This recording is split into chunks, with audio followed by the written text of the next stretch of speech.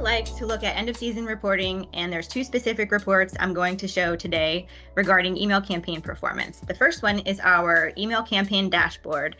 A lot of times our partners like to look at this report every week or every month, but I like to recommend pulling an end of season summary of all of the campaign performance this season to date. So whatever your season is, plug in the applicable date ranges. In this case, we're looking at the beginning of November through the end of March.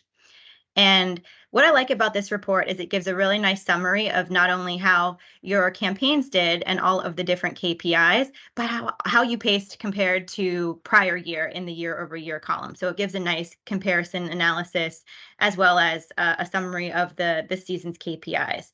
So what to look for here specifically, starting from the top, you can look at the quantity of campaigns plus the quantity of campaigns delivered. So did you have a % increase or decrease over the previous year? Was the email marketing channel leveraged more or less than previous year? So you can kind of follow that trend line.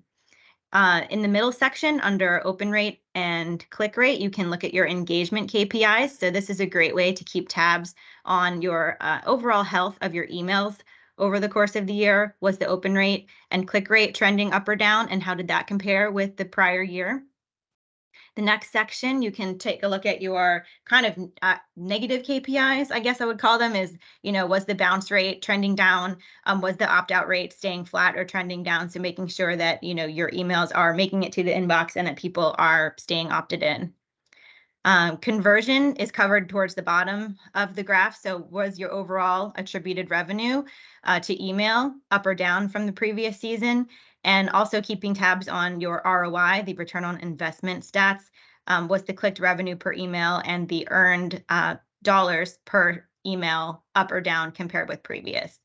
And over on the bottom right, I always like to highlight and take a look at what were the top 5 revenue generating emails of the season and make sure that these ones are in line with the core promotions that you were running, that they're in line with your expectations. And if there is a campaign that you would expect to be here and it wasn't, maybe taking a deeper dive into, why was that? So the next report that I like to look at after I look at the campaign dashboard report is a deeper dive into all of the emails over the course of the season. So for this report, the email statistics summary report, you can find that under reports and under campaigns. And this gives you all of the email campaigns and a really detailed summary of all of the different performance metrics for each of those campaigns.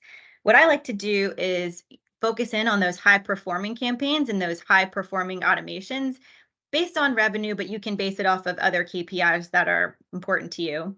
You can take this campaign this campaign statistics report, pull it into Excel, add a filter tab to the header row there, like I've done here. And this is where you're going to get a great deal of flexibility. So you can sort the types of campaigns by campaign name. So you can pull together anything that you've labeled as, program or automation and look at high performing automated emails or lifecycle emails. You can filter down into newsletters or snow reports or anything like that you want to group together.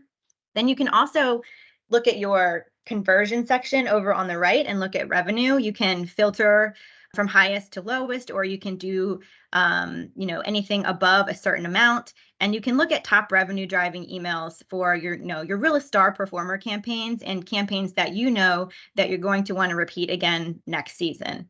So take a look at your high performers, but don't forget about, the low performers as well. So if there's campaigns you were thinking were going to perform really well, but, really didn't, make sure you're taking a look at those as well, adjust and evaluate, or maybe possibly eliminate those campaigns and go with something that might perform a little bit better in the next season.